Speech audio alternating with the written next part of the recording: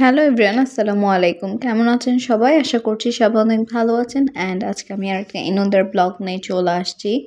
So এখানে আম্মু ছোলা ভাজি করার জন্য প্রথমে পরিমাণ মতো তেল দিয়ে নিছে, এরপর গরম মশলা দিয়ে নিছে, মানে যেই এলাচ লং ওগুলো থাকে ওগুলো দিয়ে ভালোভাবে গরম করে দেন। এখন হচ্ছে পেঁয়াজ, রসুন বাটা, আদা বাটা, দেন হচ্ছে টমেটো, কাঁচামরিচ এগুলো দিয়ে ভালোভাবে মিক্স করে নিচ্ছে।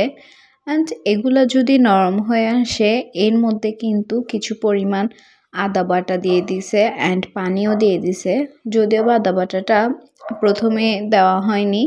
সো এগুলো আরেকটু ভালোভাবে কষায় নিয়ে মানে নরম করে আসার পর এখন কিন্তু এগুলোর মধ্যে মশলা দেওয়া হবে।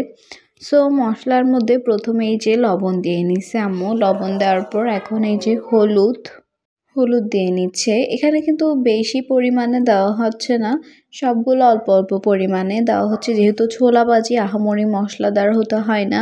সেখানে একটু গরম মশলাও দিয়ে নিচ্ছিল, জিরা গুঁড়া আর অন্যান্য মশলাগুলো দিয়ে এখন ভালোভাবে কষে নিচ্ছেন। কষে আসার পর তেলগুলো উপরে উঠে আসার পর এখন এই যে আলুগুলো সিদ্ধ করে রাখা হয়েছে ছোলা ভাজির জন্য ওগুলো দিয়ে নিচ্ছে।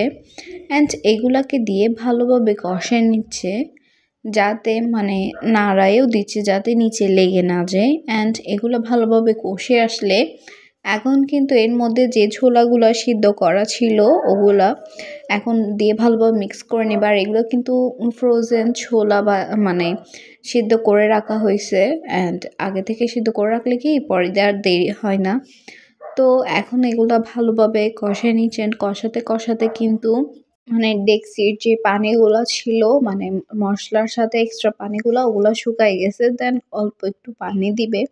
অ্যান্ড এই পানিগুলোকে দিয়ে কিন্তু কিছুক্ষণের জন্য ঢাকনা দিয়ে ঢেকে দিবে। আর এটা পানিটা দেওয়া হয়েছে ওইটা স্কিপ হয়ে গেছে, ওইটা দিয়েছে মেনলি জুসি হওয়ার জন্য। সো ফাইনালি এখন কিন্তু এগুলো প্রায় হয়ে আসছে, হয়ে আসার পর এখন এই যেমন কিছু পরিমাণ ধনিয়া পাতা দিয়ে নিছে, যেহেতু এটা শীতের সিজন সো ধনিয়া পাতা তো দিতেই হবে।